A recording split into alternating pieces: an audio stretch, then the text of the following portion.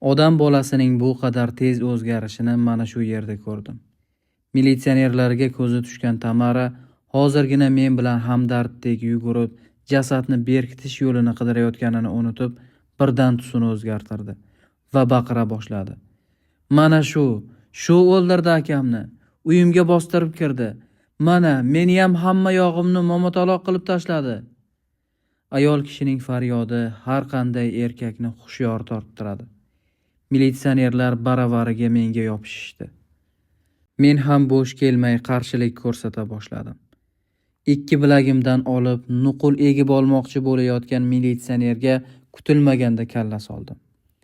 U gandiraklab borib yo'lkadagi shkafga urildi.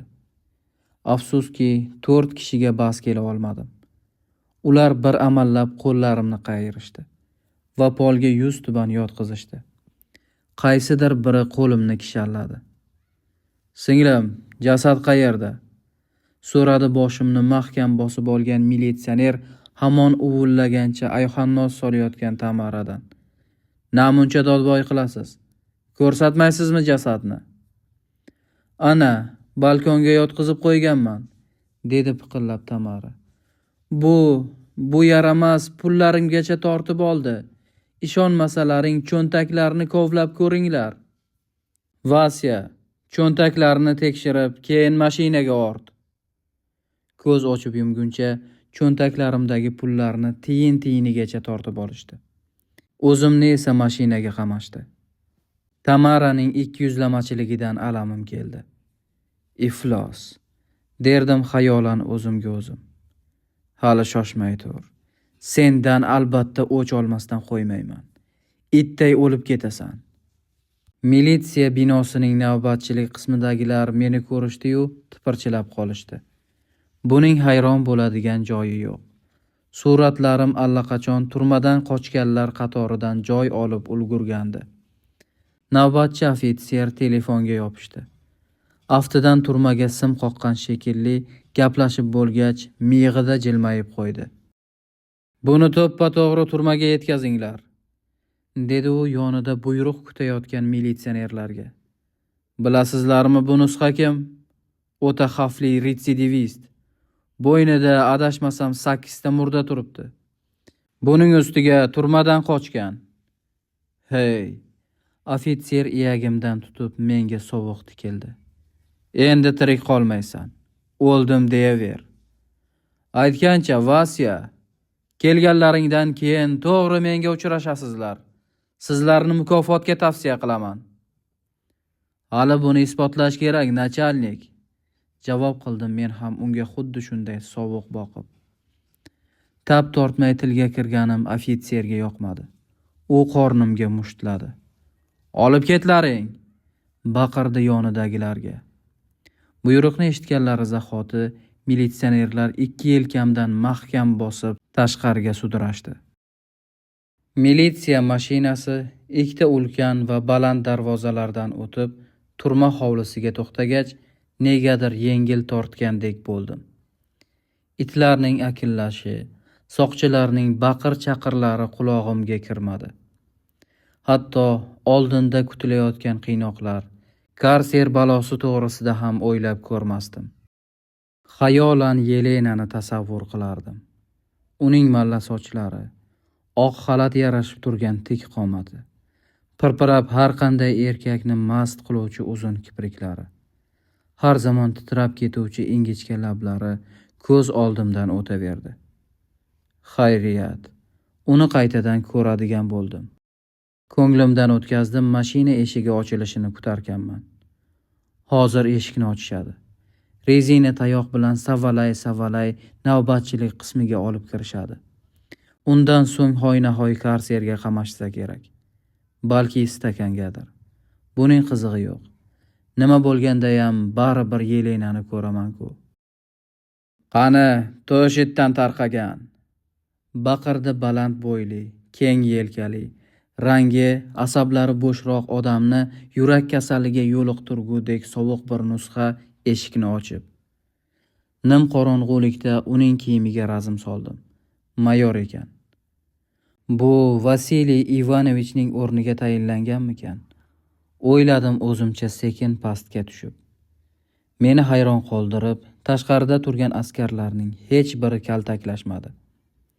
Qishning sovuq havosidan so'nggi bor to'yib simirdim-da, askarlarning oldiga tushdim. Kutilgandek ortiqcha rasmiyatchiliklar qilib o'tirishmadi.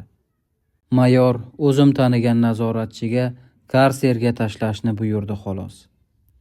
Nazoratchi ham mayorning huzurida indamagan bo'lsa-da, yo'lakka chiqqanimizdan so'ng kulimsirab gap qistirdi.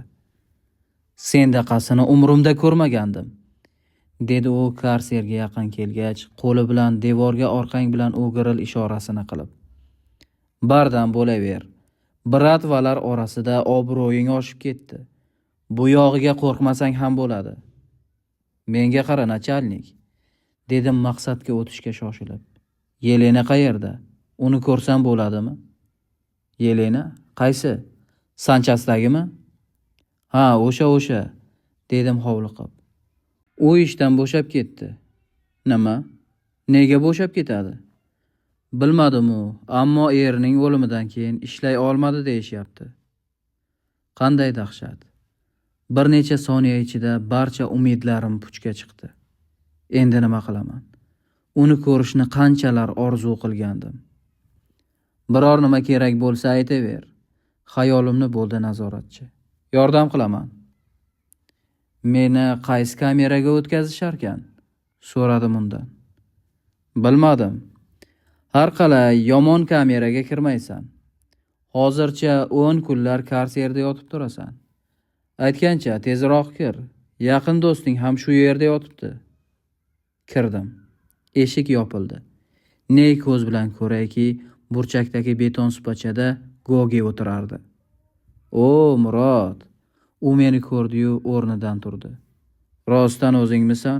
Ko'zlarimga ishonmayman." Biz ko'rishdik va supachaga cho'kdik. "Tutishibdi-da", dedi Gogi menga biroz achinish bilan boqib. "Qayerlarda bo'lding? Qani, bir boshdan gapirchi." "Gogi, men yana picha muddatga ozodlikka chiqishim kerakka o'xshaydi", dedim boshimdan o'tgan ishlarni birma-bir gapirib bergach. "Nima, ishing chala qoldimi?" "Ha, bir iflosni o'ldirishga ulgura olmay qoldim. Senga bir maslahat beraymi?" "Mayli. Hozircha shu ishni orqaga surib tur." "Nega?" "Seni sud qilishsin, turmaga borgin. Ana undan keyin qochaverasan. Bilasanmi, yelkangda og'ir yuk turibdi. Yengillatib olmasang bo'lmaydi." "Meni qaysi turmaga jo'natisharkan?" so'radim qiziqsinib. "Har qalay umumiy koloniyaga tushmasliging aniq. Nazorat kuchaytirilgan turmaga tushasan. Lekinchi, o'sha yerlarda ham o'zimizning bratvalar o'tiribdi. Xat yozib berib yuboraman. Seni iliq kutib olishadi." "O'zingchi, nega karserga tushding?" Kamerangdagi arman bor-ku, o'shani do'pposlagandim." "O'sha kameradamiding?" "Ha, bir haftacha yashadim. Aytgancha, mabodo o'sha kameraga tushsang, sen ham bir adabini bergin. Endi bemalol tartib o'rnataversang bo'ladi. Yuqoridagi bratvalar allaqachon seni tan olishgan." "Shunaqa degin." Xursand bo'lib o'rnimdan turdim. "Haqsan. Endi boshqacha yashayman." Hammasiga tupurdim. Hayotimni garovga qo'ydim hisob. Bu yog'i baribir. O'lib ketamanmi, tirik qolamanmi, qizig'i yo'q. Bir narsani bilamanki, haddidan oshganlarni ayash yo'q. "Barakalla." Gogi ham o'rnidan qo'zg'alib yelkamga qoqdi. "Bu turma qonuni. Jinoyatchiga aylandingmi, hayotda omading kelmadimi, demak, omadingni zo'rlik bilan keltirishing kerak." "Gogi, ichadigan biror narsang yo'qmi?"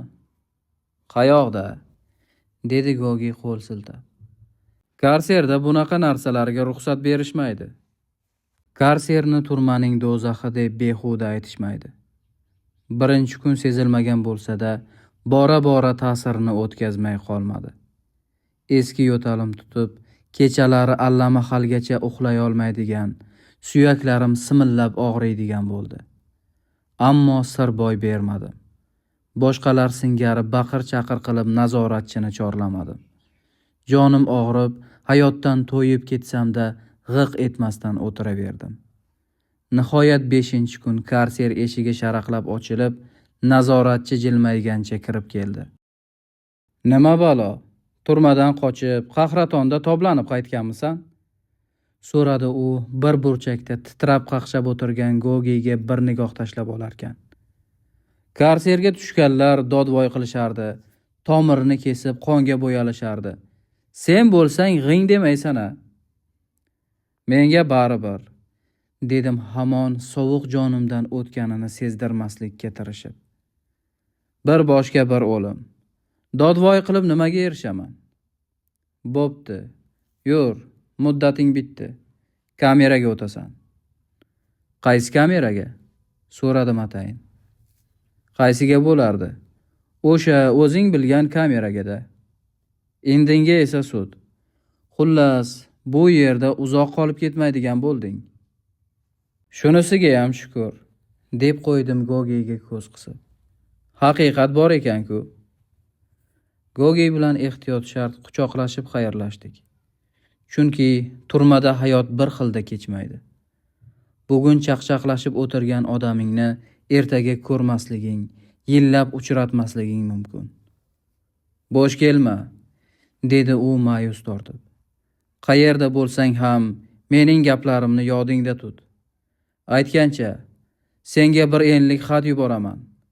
Mabodo men bilgan turmaga tushsang, Jeniya degan odamga o'sha xatni ko'rsatasan. U turmada hurmatli mahbuslardan hisoblanadi. Biz aka-ukadek bo'lib ketganmiz. Meni aytsang, senga hamma sharoitni yaratib beradi. Gogiga rahmat aytib, qaytadan quchoqladim. Nasib bo'lsa yana uchrashamiz, deb qo'ydim. Men nazoratchi hamrohligida ikkita panjaradan o'tib, o'sha kamera yonida to'xtadim. Mana 125-kamera. Ichkaridan kimningdir baqirgani eshitildi. Nazoratchi sharaqlatib eshikni ocha boshlashi bilan tovush tindi. "Qani, kiraver", dedi nazoratchi kulimsirab. "Sudga tayyorgarligingni ko'r. Xizmat bo'lsa tortinmay aytaver." Kirdim. Kamerada butkul boshqa mahbuslar o'tirishardi. O'ngdagi pastki kravatda tepakal, 60 yoshlarga borib qolgan mahbus o'tiribdi. O'ng bilagiga burgut surati chizilgan. Yuqori qavatda men tengi, past bo'yli, qorindor mahbus xo'janak bo'lib olgancha jim yotibdi. Meni ko'rgach, sakrab o'rnidan turdi va pastga tushdi. Ozg'ingina 30 yoshlar oralig'idagi mahbus esa hojatxona yonidan joy olibdi. Unga ma'noli qarab olgach, chapga ko'z tashladim.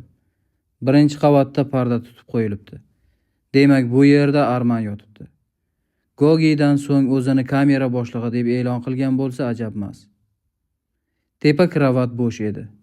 Men sekin qo'limdagi ko'rpa va choyshablarni yuqori qavatga qo'yib, eski-tuski kiyimlar joylangan sumkamni bir chetga irg'itdim. "Salom, bratva", baqirdim o'zimga ajablanib nigoh qadagan mahbuslarga bir-bir boqarkanman. "Nega jim bo'lib qoldilaring? Men Murodman." Shu topda parda sekin ochilib, Arman ko'rindi. "Sen?" U ko'karib ketgan yuzlarini kafti bilan ishqalay o'rnidan turib menga yaqin keldi. "Naturi, o'zingmisan?" "Arsen." Ko'rishish uchun qo'l cho'zdim. "Nima bo'ldi senga?" Yuziga ishora qildim. Dushman o'q tegdi." Majburan tirjaydi Arman. "O'zingdan gapir." Men javob o'rniga qaytadan qolgan mahbuslarga qarab oldim. "Bu yerda nimalar bo'lyapti o'zi?" To'satdan do'qlagan ohangda so'z qotdim. "Kimlar o'zi bular? Nega salom bermaydi?" Arman indamay yelka qisib olib joyiga o'tirdi. "Tanishtirmaysanmi?" Unga yaqin bordim men. "Nega yalpayib o'tirib olding?" "Murod, bas qilsang-chi." Arman hamon yon bergisi kelmasdi. "Nimaga kelar kelmasdan do'g'irasan? Tur hammang o'rningdan. Tur dedim." Baqirdim mahbuslarga.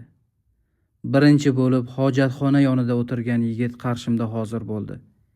Ketidan Arman istar istamas menga yaqin keldi. Bugundan boshlab kamerada men tartib o'rnataman, tushuntirdim ularga. Arsen, joyingni bilib tez 2-qavatga chiq. Turmada hurmatim oshganiga mana shu lahzalarda yana bir marta amin bo'ldim.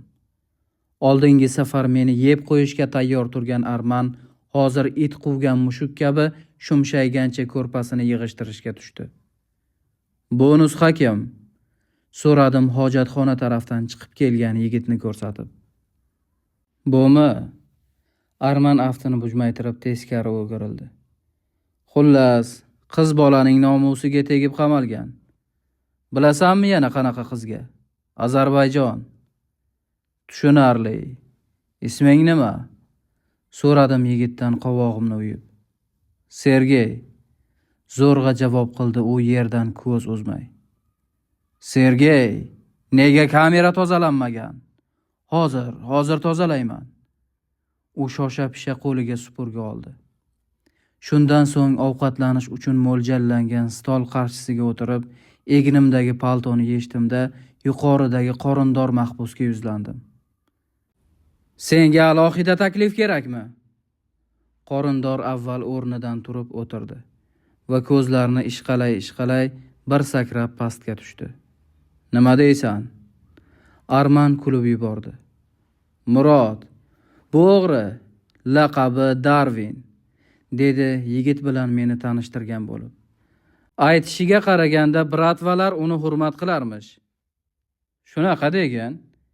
Men dast o'rnimdan turdim-da, qorindorning yoqasidan oldim. Ey, men chaqirganimda o'qday uchib kelishing kerak. Ahmog'ing yo'q, xirilladi Darvin. Kim bo'psan? Bu gapi uchun uni musht bilan siyladim. Bo'ldi, o'zim tushuntirib qo'yaman. Arman uni pastga oldi.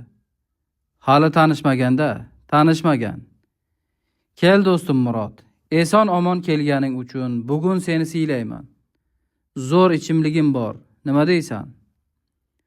Aslida gapni ana shundan boshlash kerak edi.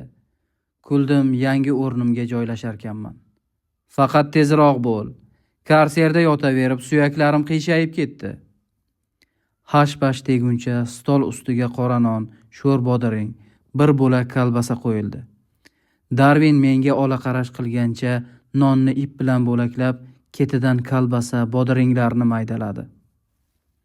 Endi men bir gap aytsam, dedi Arsen temir kurushkasini qo'liga olib.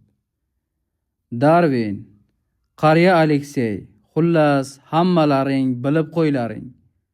Bu Murod bo'ladi. Bo'ynida hozircha 7 ta murda ilinib turibdi. Bratvalar orasida obro'si baland. Shunday ekan, kelinglar, shu do'stimizning hurmati uchun ichaylik. Men ichib bo'lgach, sekin hojatxona tomon nigoh tashladim. Sergey bo'zraygancha bizga tikilib o'tirar, ko'zlarida yosh miltillardi.